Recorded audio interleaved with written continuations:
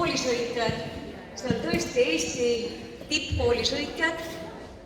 Selle aasta kuld ja hõbemedal kuuluvad neile, Tinale ja Ketterile. Koolisõidu demonstratsioon sai nagu valitud, et õige pea on meie ratsaspordi korüfee Mihhail Fadejev saab 4. oktoobril oleks saanud 100 aastat.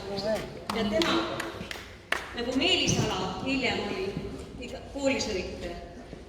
Aga Tondimanees on 80, ühe maja kohta, see vist ei olegi palju, aga tegelikult ta on pidanud võitlema siin oma ellujäämise eest, allesjäämise eest aastaid.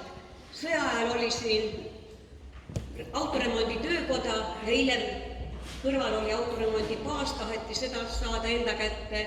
90. aastal, kui valmis Veskimetsa baas, siis olime jälle siin.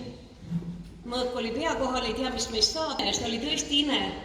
Toimus linnavalitsuses koosolek ja otsustati ikkagi, et me jääme alles, kuigi jääme Veskimetsa nagu allasutusena. Nii me elasime siin 6 aastat, kuni aasta tuli 96. Ei tea, mis saab. Võim õnneks linnas pöördus.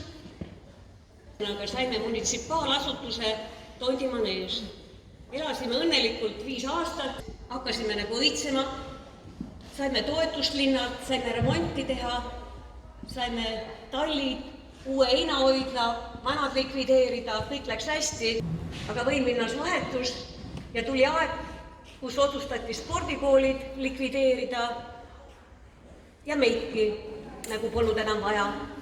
Koos Veskimetsaga korraldati rendikonkurss, pandi jälle ühte patta Veskimetsa, kellest me olime suure hädaga lahti saanud.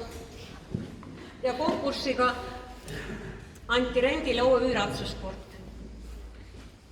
Jälle oli teadmatus. Läksid jälle aastad, aga meil õnnestus siin kuidagimoodi säilitada oma nagu iseseisvus ja õnnestus saada ka eraldi rendileping linna käest, mis kehtib siis tänaseni. Aga selleks on nüüd palju aidanud ka linnavalitsus, suur tänu neile ja ma annaksingi nüüd sõna Kristiine linnaosa vanemale Jaanus Riidele.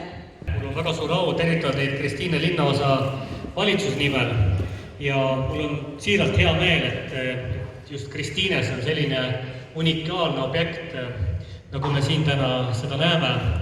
Ja iga kord, kui ma siia tulen, siis minu meelest inimestel siin silmad säravad, tuju on rõõmus, kõigil on hea meel. See tähendab, et siin tehakse õiget asja ja viiakse õiget asja edasi. Nii et ma soovin selle juubeli puhul palju õnne ja palju edu.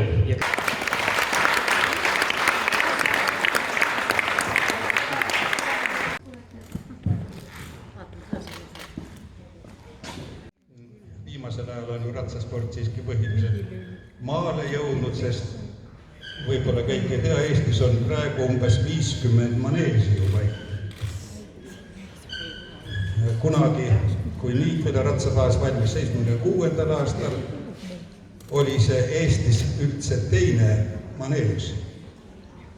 Ja Nõukogude ajal ehitati veel 2 maneesi, aga uues Eesti Vabariigis on iga aasta ehitatud.